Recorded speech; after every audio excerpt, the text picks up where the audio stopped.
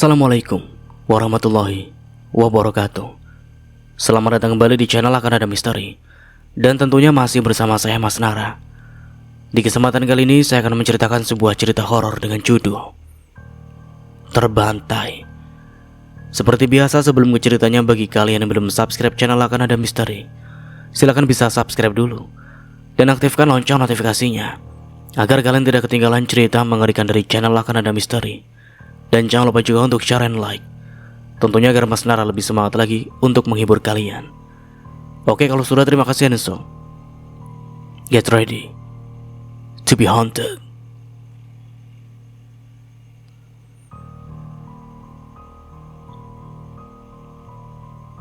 Aku Jason. Umurku baru 10 tahun. Kedua orang tuaku sudah lama bercerai. Aku tidak tahu pasti alasan mereka berpisah. Ibu sudah punya suami lagi, sedangkan ayahku masih setia merawatku. Namun akhir-akhir ini aku marah kepada ayah lantaran kami mau pindah rumah. Padahal aku sudah nyaman dengan rumah yang sekarang. Aku gak mau ninggalin teman-temanku di perumahan ini. Alasan ayah pindah, katanya harga sewa rumah ini semakin naik. Ayah gak sanggup buat bayar sewanya. Mau gak mau, aku harus terima kenyataan ini. Berat sekali rasanya meninggalkan rumah ini. Soalnya banyak sekali kenanganku bersama ibu di sini. Pagi-pagi sekali ada sebuah truk sudah terparkir di depan rumah. Pasti ayah yang menyewanya untuk mengangkut perabotan ke rumah yang baru. Kami akan pindah ke pinggiran kota, ke rumah kontrakan yang lebih murah. Selepas maghrib, aku dan ayah tiba di rumah kontrakan baru. Rumah itu tampak usang seperti tidak pernah dihuni selama bertahun-tahun. Di beranda ada 2 kursi yang terbuat dari kayu, juga jendela besar bernuansa Betawi. Ayah, serius kita mau tinggal di rumah ini? Iya nak, rumah ini harga sewanya murah. Kita akan tinggal di sini untuk setahun ke depan. Aku masuk ke dalam rumah itu untuk melihat-lihat. Ternyata di dalamnya tidak seseram yang kubayangkan. Rumah itu sudah ada yang membersihkan. Satu persatu perabotan kami diangkut. Ayah sibuk mengarahkan para pekerja agar hati-hati saat menggotong barang yang mudah pecah. Sementara mereka sedang sibuk, ku jelajahi setiap ruangan di rumah ini. Perhatianku terpikat dengan sebuah kamar dekat dapur. Kamar itu tidak ubahnya seperti sebuah galeri lukisan. Ada banyak lukisan wajah manusia di kamar itu. Sebagian dipajang di dinding, sebagian lagi tergeletak di lantai. Aku tidak tahu milik siapa semua lukisan itu. Wajah di lukisan pun berbeda-beda. Ada perempuan dan juga lelaki. Tapi dapat kupastikan kalau sosok dalam lukisan itu adalah orang Indonesia semua. Sebab mereka menggunakan pakaian adat dari berbagai daerah. Setelah puas melihat-lihat lukisan itu, aku hendak kembali ke ayah.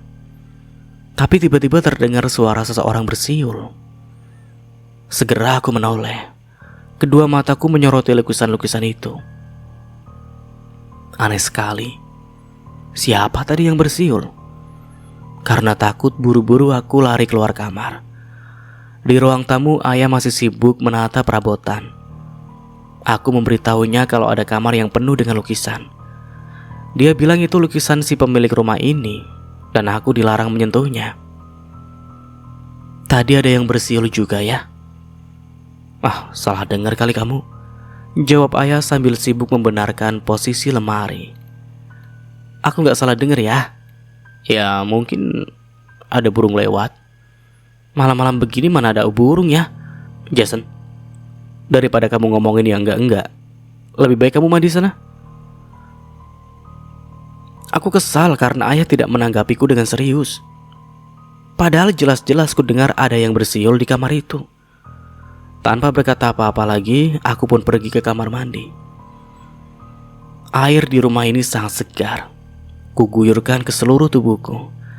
Selama mandi aku masih penasaran dengan kamar yang penuh lukisan itu. Malam pertama tinggal di rumah baru, aku tidur di kamar yang dekat dengan ruang tamu. Entah kenapa aku gak bisa tidur. Ku nyalakan televisi dan mencari tayangan film Warkop DKI. Biasanya film komedi itu tayangnya tengah malam. Dan benar saja, film Warkop DKI favoritku sedang tayang. Sesekali aku tertawa melihat tingkah Dono yang kocak. Lama-kelamaan kantuk pun datang, aku tertidur pulas. Sedangkan televisi masih dalam keadaan menyala. Tengah malam, tempat tidurku menyembul ke atas seperti ada yang menendangnya dari bawah. Setelah ku periksa, tidak ada apa-apa di kolong ranjang. Aku lalu turun dari tempat tidur untuk menghampiri ayah. Kamar ayah ada di paling ujung dekat dengan pintu utama. Jadi aku harus melewati kamar yang penuh dengan lukisan itu untuk sampai ke sana. Langkahku terhenti ketika mendengar suara gemuruh orang yang berbicara di kamar misterius itu. Pelan-pelan aku melangkah mendekati pintu dan mengintip dari lubang kunci. Dari lubang kecil itu kulihat penuh orang-orang asing yang sedang mengobrol satu sama lain. Tapi wajah mereka pucat. Bukan hanya wajahnya sih, tapi tubuhnya juga terkesan seperti orang mati. Salah satu dari mereka menoleh kepadaku. Buru-buru aku lari ke kamar ayah untuk memberitahunya soal ini. "Ayah!"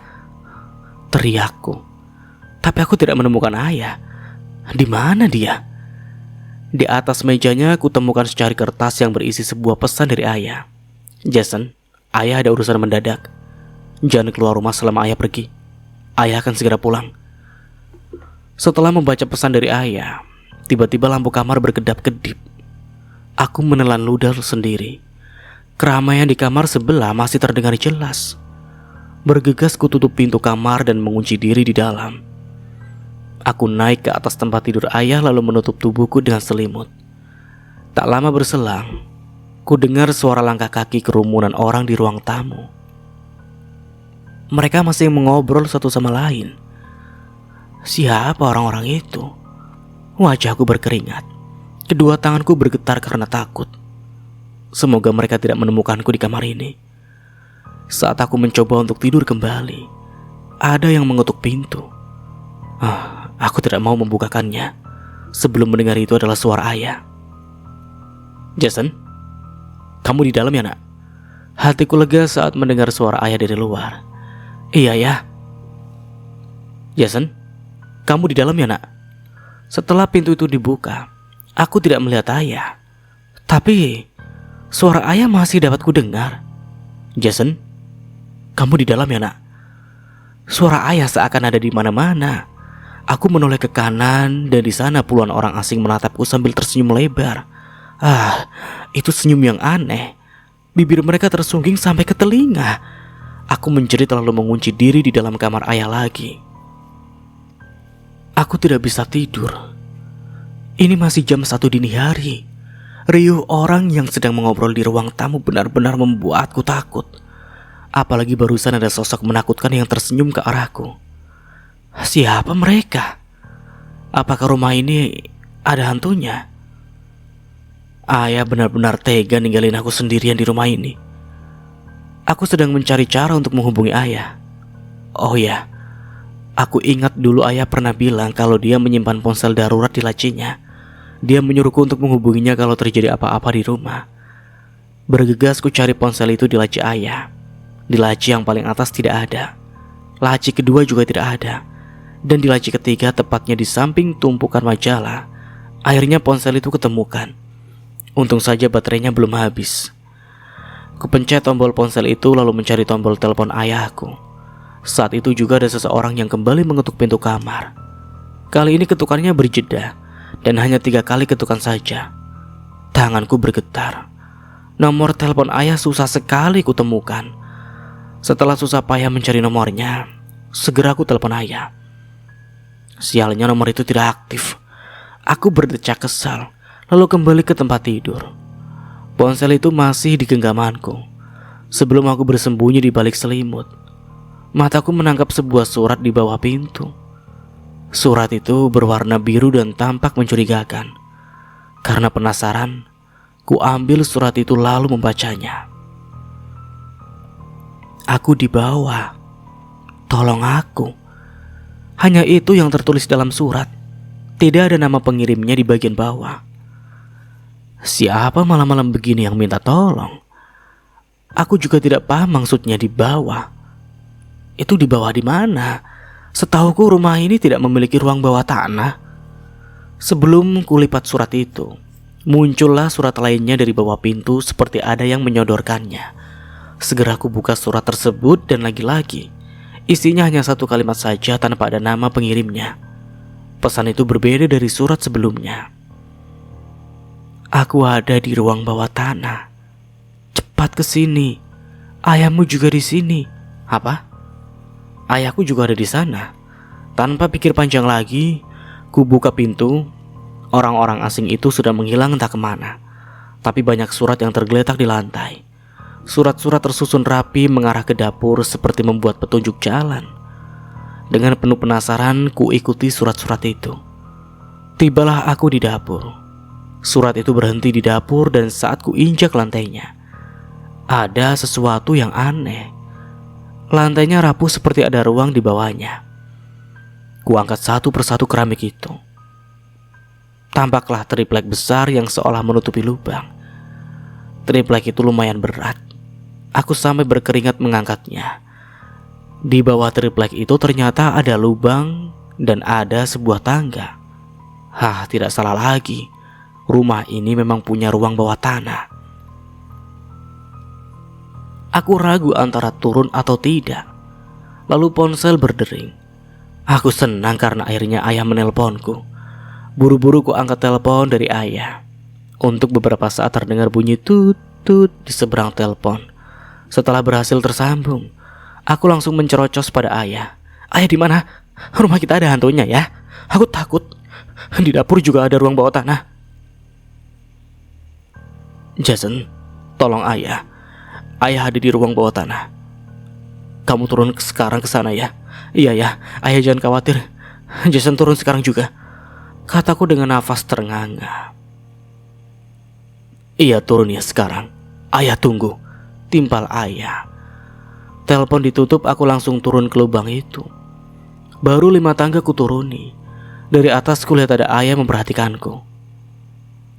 Ayah? Desisku sambil mendongak. Ayah tidak menjawab. Dia hanya tersenyum datar dan dari belakangnya muncul lagi sosok yang menyerupai ayahku. Bukan hanya satu, tapi ada 2 sosok yang muncul. Kini ada 3 orang yang menyerupai ayah. Mereka menatapku. Tatapan itu sekarang terkesan mengerikan. Ayah, kataku seketika aku nangis sambil berpegangan erat pada tangga.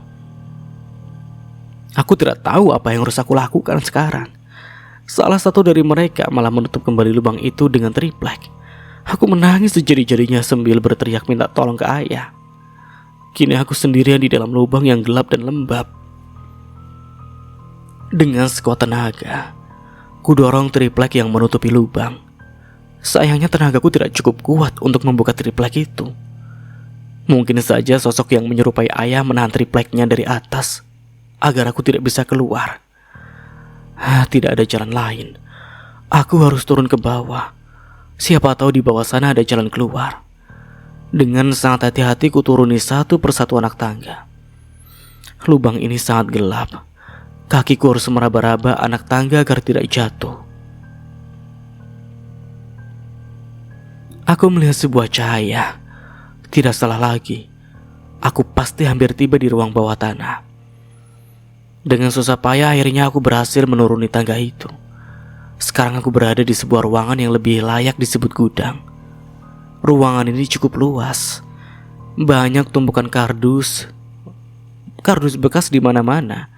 Dengan penuh waspada aku mulai menelusuri ruangan ini. Apakah ayah tahu kalau ada ruang bawah tanah di rumah ini? Di sudut ruangan kulihat seorang lelaki berdiri membelakangiku. Karena penasaran, perlahan aku mendekatinya. Dia mengenakan jaket hitam, topi dan celana panjang berwarna hitam.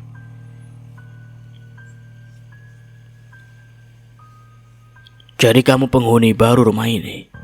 Lelaki itu membalikkan badan. Dari wajahnya aku dapat menebak kalau dia berumur sekitar 50 tahunan. Bapak ini siapa? Kok ada di rumah saya? Dia tersenyum sinis. Ini rumahku, bukan rumah kamu. Lelaki itu mendekat, aku mundur beberapa langkah. Kata ayah, aku harus selalu hati-hati kalau bertemu dengan orang asing. Jangan takut, aku bukan orang jahat. Dia mengambil kursi lipat yang tergeletak di lantai. Duduklah. Aku mau ceritakan sesuatu kepadamu. Cerita apa? Tentang rumah ini. Jawabnya singkat sambil tersenyum. Tampaknya lelaki itu memang murah senyum dan ramah. Tidak ada salahnya mendengarkan cerita tentang rumah ini. Sambil terus waspada aku duduk di hadapannya. Bapak kenapa bisa ada di sini? Sudah aku bilang, aku pemilik rumah ini, dan disinilah aku tinggal. Aku masih bingung kalau dia tinggal di sini. Kenapa ayah tidak memberitahuku ya? Rumah ini ada hantunya, Pak. Entah kenapa tiba-tiba aku ingin menyampaikannya pada si pemilik rumah. Itu roh orang-orang yang mati di rumah ini. Mati? Kenapa? Mereka semua dibunuh. Salah mereka apa? Dan siapa yang membunuhnya? Aku sendiri yang membunuh mereka. Karena aku tidak suka pada tingkah mereka. Mendengar penjelasannya aku langsung berdiri dan hendak menjauh dari lelaki misterius itu. Tenang. Aku hanya membunuh orang-orang jahat. Sudah ku bilang kalau aku orang baik. Aku tidak akan menyakitimu, nak. Lelaki itu juga berdiri. Dia mencoba untuk menenangkanku. Aku harus naik lagi. Mungkin ayah sudah pulang, kataku lalu berjalan ke arah tangga. Ayahmu belum pulang. Dari mana bapak tahu? Ayahmu yang memberitahuku. Lelaki itu naik ke atas kursi. Aku tidak tahu apa yang akan dilakukannya. Bapak mau apa? Tanyaku. Sebuah tali jatuh dari atas kepalanya. Dia mengalungkan tali tersebut ke lehernya. Pak, jangan pak! Teriakku. Aku menjerit melihat lelaki itu tiba-tiba gantung diri di hadapanku. Kedua matanya melotot. Kakinya bergerak-gerak. Air kencing mengucur dari celananya. Dia sekarat dan mati begitu saja. Buru-buru aku lari ke arah tangga dan langsung naik ke permukaan. Sambil menangis aku memanggil-manggil ayah, berharap dia dapat menolongku. Setibanya di puncak, triplek itu masih tertutup rapat. Aku tidak bisa membukanya. Sementara itu ku dengar ada seseorang yang menaiki tangga. Itu pasti hantu itu. Ayah, tolong. Ayah, teriakku sekuat tenaga. Ku coba mengetuk-ngetuk triplek tersebut dan perlahan ada yang membukanya. Tampaklah seseorang lelaki yang wajahnya tidak asing. Iya, aku ingat dia adalah lelaki yang membantu ayahku tadi siang. Ayo nak. Dia mengulurkan tangan. Aku menyambut tangannya dan berhasil naik ke permukaan. Kamu kenapa bisa masuk ke sini? Ayah? Mana ayah? Aku tidak menjawab pertanyaan lelaki tersebut dan malah menanyakan ayah. Ayah kamu kemana emangnya? Tadi aku lihat pintu rumah terbuka. Makanya aku cek ke sini. Takutnya ada maling. Rumah ini ada hantunya, aku takut. Hantu?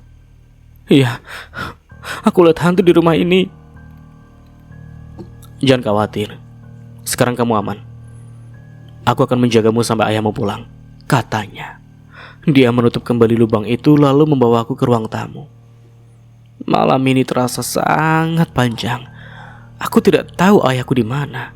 Aku khawatir terjadi hal buruk kepada ayahku. Namanya Pak Heri. Dia salah satu warga sini. Kebetulan Pak Heri sedang ronda. Dia sengaja keliling untuk memastikan tidak ada orang asing yang masuk ke komplek ini. Untung saja dia melihat pintu rumahku yang terbuka, sehingga aku berhasil diselamatkan. Dia menemaniku sampai subuh dan paginya Pak Heri pamit pulang. Aku semakin khawatir dengan ayah. Sampai pagi ini dia tidak kunjung pulang. Aku berdiri menghadap jendela, memandangi jalan, dan berharap ayah akan muncul di sana. Kata ayah, selama dia pergi aku tidak boleh keluar rumah. Saat sedang melamun di depan jendela, tiba-tiba aku dengar suara pintu yang seakan dibanting. Suara itu berasal dari kamar yang penuh dengan lukisan. Kulihat pintu kamar itu terbuka lebar. Aku menelan ludah sendiri. Walaupun dipenuhi rasa takut, ku dekati kamar itu dengan hati-hati. Tidak ada siapa-siapa di dalam. Orang-orang asing yang kulihat semalam seolah tidak meninggalkan jejak apapun. Tapi tunggu dulu. Ada sebuah lukisan yang menarik perhatianku. Di dinding dekat jendela kamar, ada lukisan wajah seorang lelaki yang sangat kukenal. Iya, tidak salah lagi, itu lukisan wajah ayahku. Segera ku ambil kursi di dapur. Aku naik ke atas kursi untuk mengambil lukisan wajah ayah. Ku perhatikan dari dekat lukisannya. Iya, ini benar-benar lukisan wajah ayahku. Siapa yang melakukan ini? Ku bawa lukisan itu ke dalam kamarku. Tak lama berselang ponselku berdering. Di layar ponsel muncul nama ibuku. Ternyata ayah masih menyimpan nomor ibu. Ibu, kamu di mana Jason? Kamu pindah rumah ya? Kok ayah kamu gak bilang sama ibu? Tanya ibu yang langsung menodongku dengan pertanyaan. Iya bu, kami pindah rumah. Jason kira ibu tahu soal ini. Ayah kamu gak bilang sama sekali. Kamu di mana sekarang? Bisa kasih tahu ibu lokasinya? Ayahmu ibu telepon gak aktif. Aku loncat dari tempat tidur lalu berjalan ke jendela. Aku tidak tahu pasti alamat rumah ini. Tapi di depan rumahku ada gapura yang bertuliskan Perumahan Gria Indah. Kusebutkan nama perumahan itu kepada ibu. Oh ya, iya, ibu tahu perumahan itu. Kamu jangan kemana-mana sebelum ibu datang ya. Iya bu, ayah juga sampai sekarang belum pulang. Pergi kemana ayahmu? Gak tahu bu. Ya udah, ibu kesana sekarang. Telepon pun ditutup. Ibu beberapa kali menelponku untuk menanyakan rumah mana yang kami sewa hingga akhirnya dia berhasil menemukan lokasi rumah ini. Ibu datang bersama suami barunya. Ya, jelas aku tidak suka dengan lelaki itu. Walaupun dia tampak ramah, tapi tetap saja aku tidak suka melihat ibu bersama lelaki lain. Sejak kapan ayahmu pergi? Tanya ibu kami duduk di ruang tamu. Dari semalam bu. Udah ibu bilang, kamu ikut ibu saja. Kalau sama ayah jadi terlantar kayak gini kan? Kata ibu dengan wajahnya yang terlihat kesal. Lelaki di sampingnya mengangguk-ngangguk. Om senang kalau kamu mau ikut dengan kami. Om udah beli video game buat kamu di rumah. Om juga mau nyekolahin kamu di sekolah favorit biar tambah pintar. Kata lelaki gemuk itu sambil tersenyum. Aku tidak menanggapinya dan hanya tertunduk. Mau bagaimanapun aku tidak akan pernah mau ikut sama ibu. Kasihan ayah. Dia pasti sedih kalau ditinggal sendirian. Ibu mengecek setiap ruangan rumah. Rumah ini gak layak Jason. Kumuh banget. Emang ayahmu udah gak mampu bayar sewa rumah yang kemarin ya? Iya bu. Kata ayah harga sewanya semakin tinggi. Ya harusnya ke ayahmu kerja lebih keras lagi biar bisa bayar sewanya. Gimana sih? Ibu berdecak kesal. Hari ini kamu ikut ibu aja yuk. Nanti kalau ayah udah pulang, ibu antarkan lagi ke sini. Enggak bu kata ayah aku gak boleh keluar rumah sebelum dia pulang. Ibu mengembuskan nafas berat. Dia menoleh ke suaminya. Ya udah begini aja. Ibu bakal nemenin kamu di sini sampai ayah pulang. Aku mengangguk dan melirik ke arah lelaki gemuk itu dengan tatapan benci. Kamu mau tunggu di sini juga? Tanya ibu kepada suaminya. Oh, enggak. Aku masih ada kerjaan. Kebetulan hari ini ada pengiriman emas ke tokoku. Jawab lelaki itu. Jason, kapanpun kamu mau, Om siap jadi ayah kedua buat kamu, katanya sambil mengelus kepalaku. Aku diam saja. Enak saja mau jadi ayah keduaku. Aku gak mau punya ayah gemuk dan botak kayak dia. Aku masih berharap ibu dan ayah bisa bersama lagi kayak dulu. Ya udah, aku pamit ya. Telepon aku kalau ayahnya Jason sudah pulang. Nanti aku jemput kamu, tambah lelaki itu. Aku semakin cemas karena sampai malam tiba ayah belum juga pulang. Ibu beberapa kali menghubungi ayah, tapi nomornya tetap tidak aktif. Ibu juga sudah menelpon kantor ayah dan kata pihak kantor, ayah hari ini tidak masuk kerja tanpa izin. Aku pun semakin cemas. Sudah larut malam dan ayah tidak kunjung pulang. Akhirnya aku dan ibu ketiduran di kamar ayah. Tengah malam lagi-lagi aku terbangun. Aku kaget karena ibu tidak ada di kamar. Apakah dia sudah dijemput? Kalau benar, tega sekali ibu ninggalin aku sendirian. Kurai ponsel yang tergeletak di atas tempat tidur lalu mencari nomor telepon ibuku. Aku akan menghubunginya. Tapi saat telepon tersambung, ku dengar sebuah ponsel berbunyi. Itu ponselnya ibu yang tergeletak di atas lantai. Berarti ibuku belum pergi. Mungkin saja dia ke toilet. Bu, aku melangkah keluar kamar sambil memanggil ibu. Kulihat pintu kamar yang penuh dengan lukisan itu terbuka sedikit. Aku juga mendengar seseorang sedang bernyanyi. Entah lagu apa yang dia nyanyikan. Suaranya sayup dan tidak terlalu jelas. Pelan-pelan ku dekati kamar itu.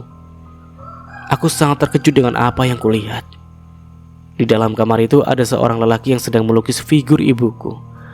Tepat di hadapan lelaki itu, ibuku diikat di atas kursi. Wajah ibu penuh darah seperti habis dipukul dengan benda tumpul.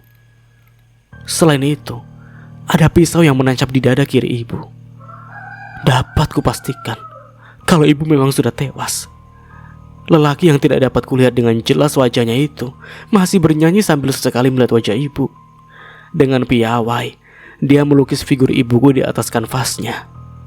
Aku ingin berteriak saat menyaksikan apa yang tengah aku lihat saat itu, tapi lidahku keluh. Tubuhku gemetar, tapi sulit untuk bergerak. Siapa lelaki itu? Dan apa yang harus aku lakukan sekarang? Tampaknya dia tidak mendengar teriakanku. Aku pikir, atau mungkin dia pura-pura tidak mendengarnya. Aku lari menjauh dari kamar itu, mencoba untuk kabur dari rumah. Sialnya pintu susah sekali dibuka. Ada yang sengaja menguncinya. Tolong! Teriakku sambil memutar handle pintu, berharap ada seseorang di luar sana yang mendengarkanku. Berisik! Bentak lelaki itu dari dalam kamar. Wajahku berkeringat, nafasku ternganga. Aku terkejut saat melihat Pak Heri muncul dari dalam kamar. Tangan kirinya menggenggam kuas, sedangkan tangan kanannya menggenggam tali tampar. Dia mendekatiku dengan wajah kesal. Jangan berisik, nanti ada yang dengar, desisnya. Tolong! Aku tetap berteriak, tapi sepertinya tidak ada seorang pun yang dapat mendengarkanku. Pak Heri mengikat kedua tangan dan kakiku lalu menyeretku ke dalam kamar. Dia mengambil kursi lipat dan mendudukkanku di samping mayat ibu. Tubuhku juga diikat, mulutku dilakban. Aku menangis ketakutan sambil menoleh pada ibuku yang sudah tidak bernyawa. Lalu Pak Heri berjalan ke sudut ruangan. Dia menyingkirkan tumpukan lukisan dan membongkar keramik lantai itu satu persatu. Aku tidak tahu apa yang sedang dia cari. Sesekali Pak Heri menyeka keringat di dahinya. Setelah keramik di sudut ruangan itu dibongkar, dia lalu menggali tanah tanpa alat apapun. Dia hanya menggunakan kedua tangannya. Dari dalam tanah itu, dia menarik sebuah lengan manusia dan memaksanya keluar. Tampaklah jasad ayahku yang sudah kaku. Aku melenguh sambil mengamuk hingga jatuh ke lantai. Masih dalam keadaan terikat pada kursi, aku berusaha beringsut mendekati jasad ayah. Pak Heri tidak mempedulikanku. Dia menyeret jasad ayah lalu menyandarkannya pada ibu. Nakal banget sih kamu, katanya sambil menarikku kembali ke posisi awal. Pak Heri membariskan kami. Dia juga membenarkan posisi ayah. Tangan ayah diletakkan di atas lahunan ibu, sedangkan kepala ibu ditundukkan ke arah ayah sehingga terlihat sedang bermesraan. Dia juga membetulkan posisiku agar menghadap ke ibu. Nah, kalau begini kan enak posisinya. Kamu jangan bergerak ya. Mau saya lukis dulu. Dia kembali ke tempat duduknya lalu mengganti kanvasnya dengan yang baru. Setelah lukisan itu selesai, Pak Heri menunjukkannya padaku. Aku tertunduk karena tidak sanggup melihat lukisan mengerikan itu. Nah, kita pajang di sini ya, ujar Pak Heri. Kau tahu Jason, sebagian lukisan ini adalah karya bapakku. Kami memang benar, ya, gemar melukis orang mati, katanya sambil membetulkan posisi lukisannya agar presisi. Kemudian Pak Heri menghampiriku. Dia merogoh sesuatu dari celana pendeknya. Lihat ini Jason. Dia menunjukkan foto anak kecil seumuranku. Foto itu hitam putih dan sudah lusuh. Kau mirip sekali dengan anakku yang sudah meninggal. Jangan khawatir, aku akan merawatmu seperti anakku sendiri. Aku menggelengkan kepala sambil terus melenguh. Tak lama kemudian ada seseorang mengetuk pintu. Dia memanggil-manggil nama ibuku.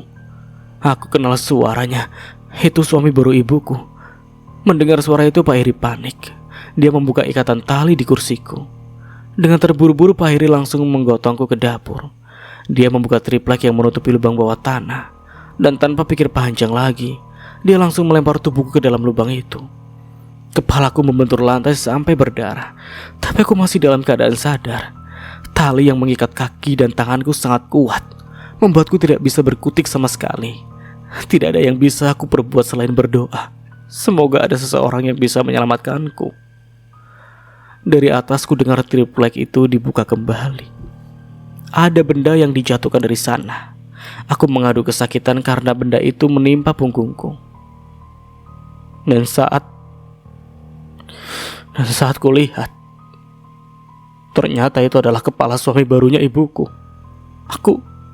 Aku tidak ingat siapa namanya, tapi jelas sekali aku kenal wajah itu. Aku menjerit sekuat tenaga. Suaraku tertahan di tenggorokan.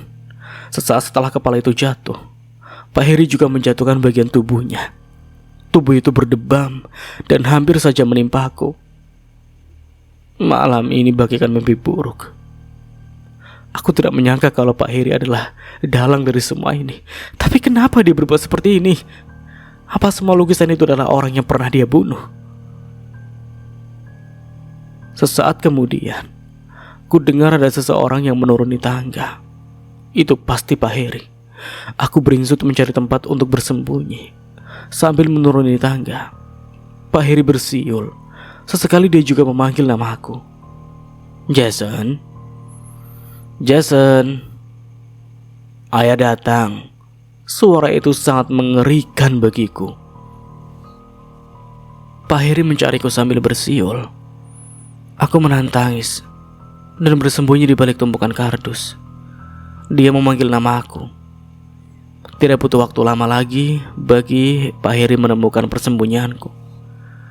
Dia langsung membuka lakban yang menyegel mulutku. Seketika aku berteriak sekuat tenaga. Dia malah tertawa dan menarik kakiku dan lalu menyandarkan tubuhku ke dinding.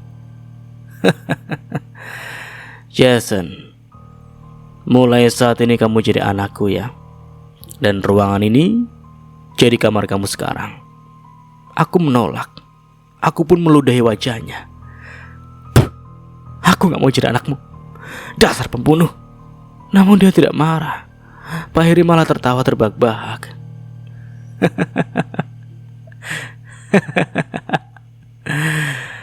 Saat pertama lihat kamu, aku langsung teringat anakku. Dan satu-satunya cara biar kamu menjadi anakku adalah membunuh orang tuamu. Maafkan aku ya. Jangan khawatir.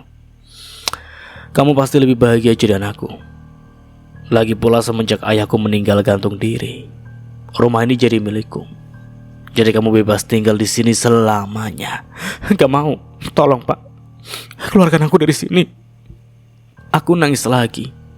Aku tidak menyangka kalau kontrakan ini menjadi malapetaka bagi keluarga aku. Jangan nangis dong, kan ada ayah di sini. Kamu lapar ya? Sebentar, ayah cari makanan dulu, katanya sambil mengecup keningku. Dia naik ke permukaan. Tidak lama kemudian Pak Heri kembali dengan membawa kantong plastik hitam. Entah apa isinya. Nah, ini ayah bawa makanan buat kamu. Dia menunjukkan isi plastik hitam itu. Aku langsung ingin mual, langsung muntah. Bahkan saat belum melihat isinya, aku mencium bau menyengat. Ternyata di dalam plastik itu ada genangan telur busuk. Entah dari mana dia mendapatkannya. Pak Heri memasukkan telunjuknya ke dalam plastik itu, lalu mengaduk-aduk telur busuk itu. Ini enak. Tolong jangan Pak, aku gak mau. Ini enak kok, buka mulutmu. Dia memegang kepalaku, memaksaku agar memakan telur busuk itu. Aku mengibaskan plastik itu dengan kepalaku sendiri. Seketika saja plastik jatuh dan telurnya acak-acakan di lantai. Lagi-lagi Pak Heri tidak marah. Dia malah tersenyum sambil mengelus-ngelus kepalaku. Ya sudah, kalau kamu gak mau, nanti ayah carikan makanan yang lebih enak lagi ya. Sekarang ayah mau melukis dulu. Dia naik ke permukaan dan kembali membawa peralatan lukis. Dia lalu menyeret kursi lipat yang tergeletak di sudut ruangan. Yang bikin aku bergedik ngeri, yaitu Pak Heri mendudukan jasad suami ibuku yang sudah tak berkepala.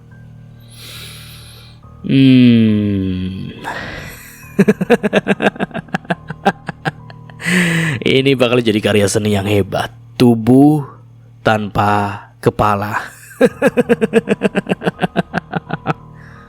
Dia tertawa terbahak-bahak dan mulai melukis. Kau lihat ayahmu ini melukis. Siapa tahu kelak kamu jadi seniman andal seperti ayah, kata Pak Heri sambil menoleh kepadaku. Dia tersenyum ramah. Aku tidak menjawab, tapi air mataku terus menetes. Tubuhku kini bergetar kedinginan. Kepalaku juga terasa sakit. Darah membasahi wajahku. Benturan tadi sangat keras. Aku heran kenapa aku masih bisa bertahan hidup dengan kondisi seperti ini. Aduh, catnya habis nih, padahal belum selesai. Ayah mau ambil catnya dulu ya. Tolong jaga lukisan ayah, pinta Pak Heri. Dia lalu naik lagi ke permukaan. Mayat lelaki tanpa kepala yang duduk di hadapanku benar-benar menakutkan. Ini adalah momen paling horor dalam hidupku.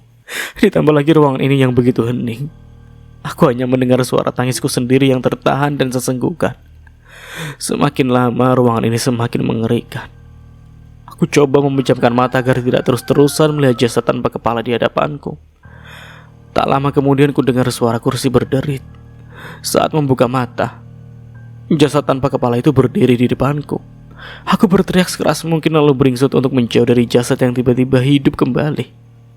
Sialnya jasad itu malah mendekatiku. Dari kejauhan aku juga melihat kepalanya menggelinding ke arahku. Aku benar-benar takut sekali. Tapi tali yang mengikat tangan dan kakiku begitu kuat dan tidak bisa dilepas. Kepala itu kini benar-benar ada di hadapanku. Matanya perlahan terbuka. Bibirnya kemudian tersenyum dan mulai terbuka seperti hendak mengatakan sesuatu. Jason, ayo kita main, lirihnya. Aku berteriak minta tolong, namun tak ada seorang pun yang bisa mendengarkanku. Rasanya aku mau mati saja menyusul kedua orang tuaku saat ini. Oke, sekarang kita beralih ke sudut pandang Heri. Aku Heri. Dari dulu aku tinggal bersama bapakku di rumah ini. Sedangkan ibu meninggal saat aku masih kecil. Aku ini seorang pelukis, tapi berbeda dengan pelukis lainnya. Aku suka sekali melukis orang yang sudah mati. Aku yakin kalau bakat melukis ini kudapatkan dari bapak, sebab dia juga seorang pelukis handal. Bapak juga suka melukis mayat. Koleksi lukisan di kamar itu adalah orang-orang yang sudah Bapak bunuh. Mayatnya lalu dia kubur di bawah lantai. Setelah Bapak meninggal karena gantung diri, akulah yang melanjutkan Bapak menjadi seorang pelukis mayat. Mula-mula aku sering mencuri mayat orang yang baru meninggal. Kudandani mayat itu agar terlihat rapi, lalu kulukis wajahnya. Sayangnya jarang sekali ada orang yang meninggal di kawasan ini. Akhirnya aku memutuskan untuk membunuh seperti yang dilakukan bapakku. Yang kubunuh tentunya bukan warga sini, tapi orang-orang yang menyewa rumahku. Ku bantai mereka semua untuk dijadikan model lukisan. Dan kalau rumahku tidak ada yang menyewa, biasanya aku membunuh pedagang keliling yang melintas di depan rumah. Ku bujuk mereka untuk masuk ke rumah, lalu ku cekik lehernya dari belakang dengan kabel. Tapi kali ini ada yang tidak biasa. Anak yang sedang kusekap di ruang bawah tanah itu mirip sekali dengan anakku yang sudah meninggal. Aku tidak tega kalau harus membunuhnya. Dia akan kuangkat sebagai anak.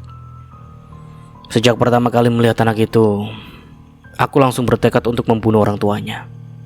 Tujuannya tidak lain dan tidak bukan agar aku bisa memiliki anaknya. Sebenarnya dulu aku tinggal jauh dari kota ini. Aku pernah bekerja sebagai tukang pos dan punya kehidupan yang sempurna. Aku punya istri cantik juga anak yang pintar.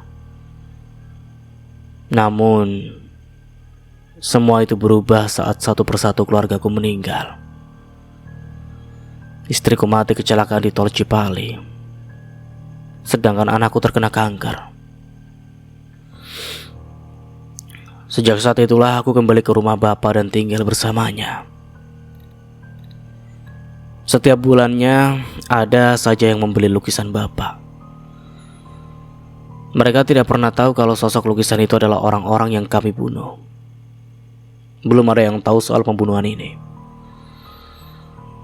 Aku lupa berapa jumlah orang yang telah kami bunuh. Sebagian dari mereka kami kubur di halaman belakang. Setelah mengambil cat, aku kembali ke ruang bawah tanah. Kasihan anakku ditinggal sendirian. Pasti dia takut melihat jasad tanpa kepala di hadapannya. Sesampainya di ruang bawah tanah, kulihat anakku terkapar tidak sadarkan diri. Ada jasad tanpa kepala berdiri di depan anakku. "Bapak jangan nakut-nakutin anak aku dong!" Bentakku. Aku tahu pasti roh bapakku yang masuk ke dalam jasad itu. Seketika jasad itu lunglai dan terkapar begitu saja. Segera ku hampiri anakku. Satu persatu ku lepas tali yang mengikat tangan dan kakinya. Lalu ku baringkan dia di atas kardus. Aku masih bisa merasakan denyut nadinya. Untung saja dia masih hidup. Oh iya, hampir saja lupa. Aku masih punya pekerjaan. Mayat-mayat ini harus dikubur. Takutnya nanti ketahuan sama warga. Segera aku ambil tali tampar di sudut ruangan lalu mengikatnya pada jasad itu. Ku tarik pelan-pelan jasadnya dari atas permukaan, lalu ku seret ke halaman belakang. Di mana ya? Gumamku sambil menggaruk-garuk kepala. Aku lupa lahan sebelah mana yang belum ada mayatnya. Halaman belakang rumahku memang cukup luas, tapi seingatku lahan ini sudah terisi penuh oleh mayat. Daripada bingung, ku raih cangkul lalu menggali tanah di sudut pagar. Namun cangkulku menghantam benda keras dan ternyata lahan itu sudah diisi mayat. Aku berdecak kesal, lalu menimbun kembali mayat tersebut. Kuseret jasad tanpa kepala ke sudut sebelah kanan, tepatnya di bawah pohon pisang. Semoga saja belum ada mayat yang dikubur di sini. Kuhantamkan kembali cangkulku. Sampai kedalaman 1 meter, lahan itu masih bersih. Belum ada mayatnya. Aku menyeka keringat di dahi. Kemudian ku masukkan mayat lelaki itu ke dalam lubang beserta kepalanya. Aku juga mengambil 2 mayat lainnya yang tak lain adalah kedua orang tua Jason. Aku mengubur mereka dalam satu lubang. Di atas permukaannya ku timbun dengan rerumputan. Masih ada satu masalah lagi. Mobil si lelaki yang kupenggal kepalanya masih terparkir di depan rumah. Aku bingung harus keapakan mobil itu ya. Nanti sajalah, biar aku parkirkan besok. Yang terpenting malam ini aku harus membersihkan bercak yang bercacaran darah di rumahku. Keesokan paginya ada seseorang yang mengetuk pintu. Siapa pagi-pagi begini ganggu orang tidur sih? Dengan kesal ku buka pintu itu. Tampaklah dua orang lelaki di hadapanku. Salah satu dari mereka menyapaku sambil tersenyum ramah. Dengan Pak Heri? Iya, saya sendiri. Ada apa ya? Kami mau beli lukisan Bapak. Saya dengar Bapak adalah pelukis hebat di kawasan ini. Oh ya, silakan masuk. Mereka berdua pun masuk sambil melihat-lihat rumahku. Lukisannya di kamar ini, Pak, kataku sambil membuka pintu kamar. Mereka masuk ke galeriku. Wajah mereka tampak terkagum-kagum melihat koleksi lukisanku. Dan tiba-tiba saja mereka menginjak keramik yang belum sempat kusemen lagi. Keramiknya rusak ya, Pak? Tanya salah satu dari mereka. Iya, itu belum sempat aku perbaiki, Pak. Mau beli lukisan yang mana ya? Mereka tampak bingung. Tolong! Suara siapa itu, Pak? Sial, itu pasti Jason. Suaranya terdengar sayup sampai ke kamar ini. Itu ada yang minta tolong, kata lelaki kurus. Siapa ya? Aku pura-pura tidak tahu. Suaranya dari arah sini. Lelaki berambut keriting keluar dari kamar dan menunjuk dapur. Iya, benar dari dapur. Aku membenarkan. Saya udah seminggu nggak di rumah, Pak. Ada urusan di luar kota. Jangan-jangan ada orang yang masuk ke rumah saya ya? Kataku, wajah mereka sama sekali tidak curiga. Coba kita cek, ajak lelaki kurus. Kami pun beranjak ke dapur. Sialnya, aku lupa menutup triplex itu dengan keramik. Suaranya dari bawah sini. Lelaki kurus menunjuk triplex itu. Ada ruang bawah tanah ya, Pak? Tanya lelaki keriting. Tampaknya dia mulai curiga. Ada, Pak. Coba aja kita cek yuk. Satu orang ikut saya ke dalam. Ujarku, aku membuka triplex itu. Lelaki kurus masuk bersamaku ke dalam lubang. Sesampainya di ruang bawah tanah, aku mengikutinya dari belakang. Tolong! Jason menangis sambil minta tolong.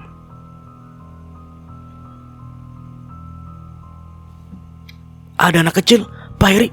Saat lelaki kurus itu menoleh ke arahku, kuhantam dia dengan sebuah linggis. Seketika dia terkapar. Kedua matanya melotot. Nafasnya tercekat di tenggorokan, dia sekarat. Tubuhnya bergerak-gerak seperti kecoa yang baru saja dibunuh. Tolong! Mendengar bunyi pukulan itu, Jason semakin berteriak. Aku tersenyum tipis sambil menyeka darah yang barusan muncrat ke dahiku. Aku mendongak ke atas tangga. Oke, tinggal satu orang lagi di sana. Aku dengar dia memanggil-manggil temannya. Segera aku naik ke permukaan. Tolong mas, ada anak kecil di bawah. Tolong bantu kami, pintaku. Aku akan menjebaknya. Dia pun buru-buru turun ke bawah. Aku sudah menunggunya dan siap menghantam kepalanya dengan linggis. Mana anak kecilnya? Tanya dia sambil menoleh ke arahku. Sialnya, saat ku hantam linggis itu, dia berhasil menghindar, lalu menerjang tubuhku. Kami pun sama-sama terjungkal. Bangsat, apa-apaan ini? Bentaknya sambil merangkul tubuhku dengan sekuat tenaga. Sementara itu Jason terus berteriak minta tolong. Aku mengamuk. Tangan kananku menggapai-gapai linggis yang tergeletak tak jauh dariku.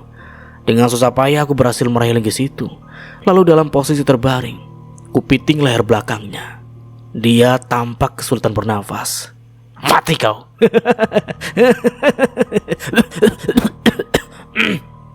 Teriakku sambil tertawa. Keringat membasahi wajahku. Sekuat tenaga ku capit leher belakangnya. Lalu dia menghantam telingaku dengan tinjunya. Seketika saja telinga kananku berdengung. Dia berhasil melepas linggis itu. Beberapa kali lelaki itu menghantam wajahku dengan tinjunya. Kini linggis itu ada di tangannya. Saat dia akan menghantamku dengan ujung linggis, aku berhasil menghindar.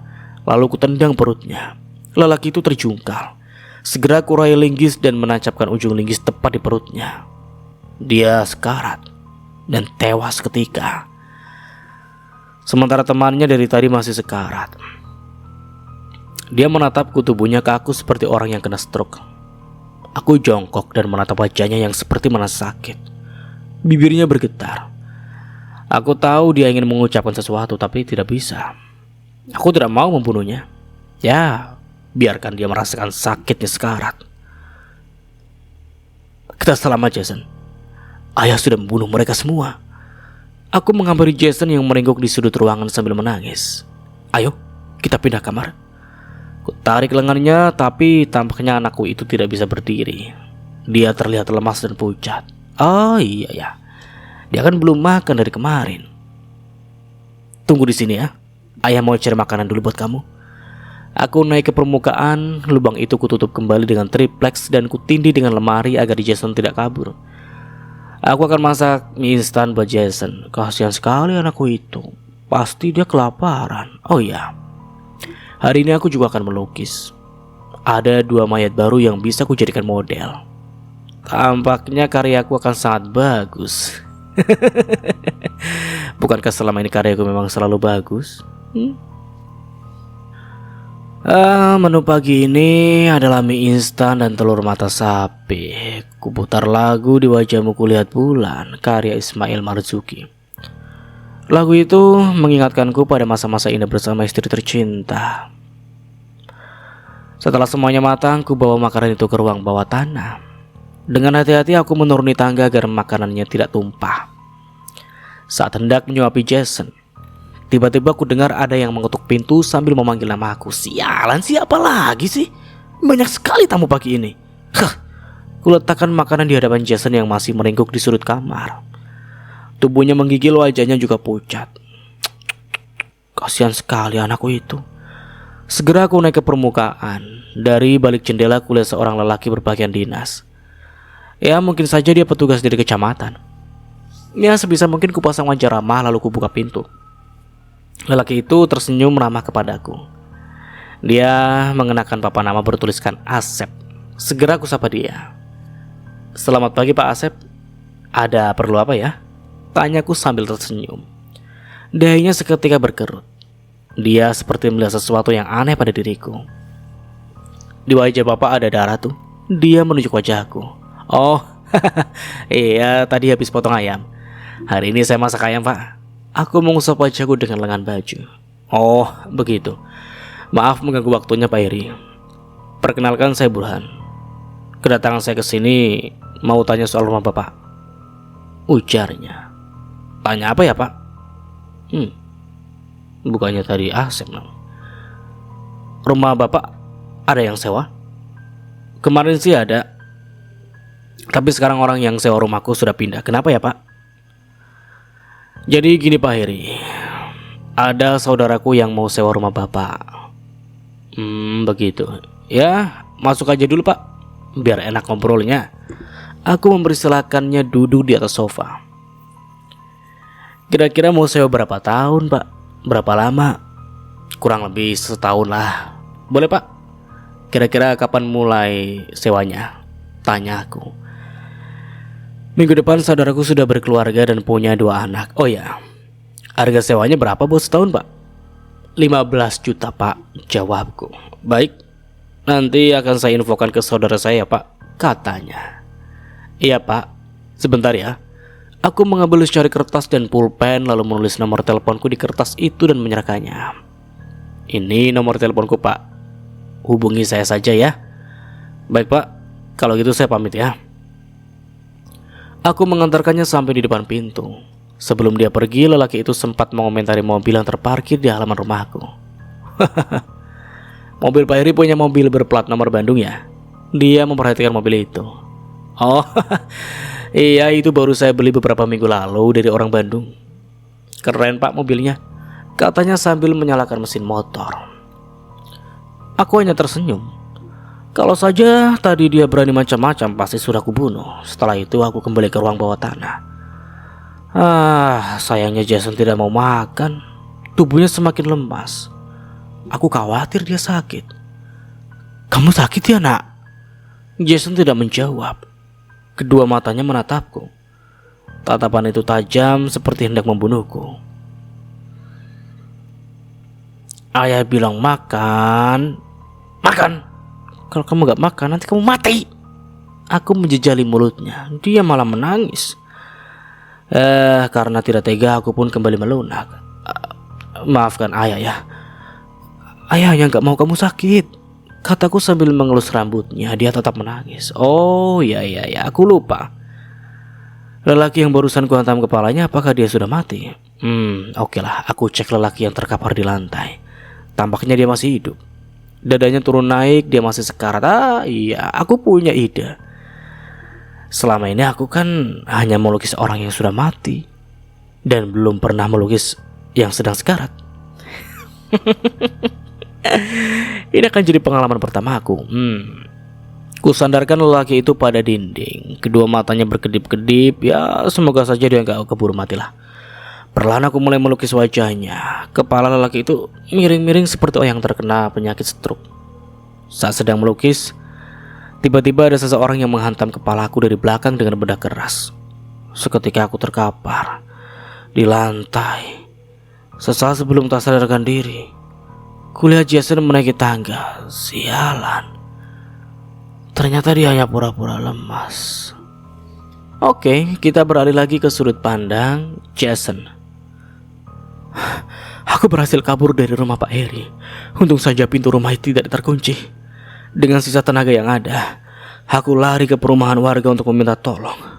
Warga di sana tidak mau gegabah. Mereka langsung menelpon polisi. Sedangkan aku dibawa ke rumah sakit. Anehnya, menurut cerita warga sekitar, saat polisi menyergap rumah Pak Heri, bajingan itu sudah tidak ada di rumah. Padahal aku melihat dengan mata kepalaku sendiri kalau Pak Heri terkapar setelah ku hantam dengan benda keras. Aku menceritakan semua kejadian yang kulihat di rumah itu pada polisi, dan mereka berhasil menemukan mayat-mayat manusia yang dikubur di bawah lantai dan halaman rumah. Sedangkan Pak Heri buron. Tidak ada yang tahu di mana dia sekarang. Rumah Pak Heri dibakar warga. Mereka geram dengan kasus pembunuhan sadis yang dilakukan Pak Heri. Kini rumah itu rata dengan tanah. Ruang bawah tanahnya masih ada. Kata warga, ruang bawah tanah itu menjadi sangat angker. Mereka sering mendengar jeritan wanita dari lubang itu. Karena meresahkan, akhirnya lubang itu diuruk dengan tanah. Aku benar-benar tidak habis pikir. Kemana larinya Pak Heri? Bertahun-tahun kasus ini masih menjadi misteri. Banyak yang berspekulasi kalau Pak Heri dibawa oleh makhluk halus ke alam jin. Aku pribadi tidak percaya dengan hal itu. Aku yakin sampai saat ini Pak Heri masih hidup. Tapi di mana dia? Di mana dia sampai sekarang? Ingin sekali aku membunuhnya. Selama bertahun-tahun aku berusaha mencari keberadaan bajingan itu dan sama sekali tidak membuahkan hasil. Di hari ulang tahunku yang ke-29, aku merayakannya dengan istri dan kedua anakku di rumah. Aku juga mengundang beberapa staf kantorku. Aku memang sekarang sudah berkeluarga dan menjadi pengusaha sukses. Tapi tetap saja masih ada yang mengganjal dalam hidupku. Kejadian masa kecil yang mengerikan membuatku resah. Mungkin kalau saja aku berhasil membunuh bajingan itu, hidupku akan tenang. Ayo Pak Jason, tiup lilinnya, kata stafku sambil tersenyum ramah. Iya Pak, ayo tiup. Baca doa dulu ya. Istriku menyentuh pundakku. Lamunanku buyar dan segera ku tiup lilin kue ulang tahunku. Mereka pun bertepuk tangan. Istri dan anak memelukku. Tidak lama kemudian, ada seseorang menekan bel pintu rumahku. Itu pasti teman-temanku yang terlambat datang. Namun dugaanku salah. Tidak ada siapa-siapa di sana. Aku hanya menemukan bingkisan segi empat seperti bingkai foto besar yang dibungkus menggunakan kertas koran. Langsung kubuka bingkisan itu. Ternyata itu adalah sebuah lukisan. Sosok dalam lukisan itu benar-benar membuatku terkejut. Lantaran ada diriku sendiri di lukisan itu yang sedang terikat di kursi sambil menangis. Juga ada jenazah ibu yang dibunuh dan ayah yang kepalanya bersandar di lahunan ibu. Aku ingat betul saat itu Pak Heri yang melukis kami. siapa yang mengirim lukisan ini? Aku lari ke halaman rumah, mencari si pengirim lukisan. Namun sama sekali tidak ada siapa-siapa di halaman rumahku. Kubuka pintu gerbang, lagi-lagi di depan rumahku juga sepi. Aneh sekali. Kenapa ya? Tanya istriku, dia juga ikut panik. Aku tidak menimpalinya dan langsung mengecek kembali lukisan itu. Tepat di bawah lukisan ada sebuah tulisan yang sangat kecil, tapi masih dapat aku baca. Selamat ulang tahun anakku tercinta. Salam dari ayahmu, Harry. Bajingan itu ternyata masih hidup, dan selama ini dia mengintaiku. Dan akhirnya ceritanya pun selesai. Menarik sekali. Dan bagaimana nih menurut kalian? Silakan tulis pendapat kalian di kolom komentar. Kalau menurut Mas Nara ini ceritanya sangat singkat dan menarik banget ceritanya. Seperti biasa juga, ambil sisi positifnya dan buang sisi negatifnya dari cerita di atas. Dan tentunya dari Mas Nara mohon maaf bila ada salah kata atau dalam penyampaian cerita. Akhir kata, wassalamualaikum warahmatullahi wabarakatuh. Sampai jumpa di video selanjutnya and see you. Ciao.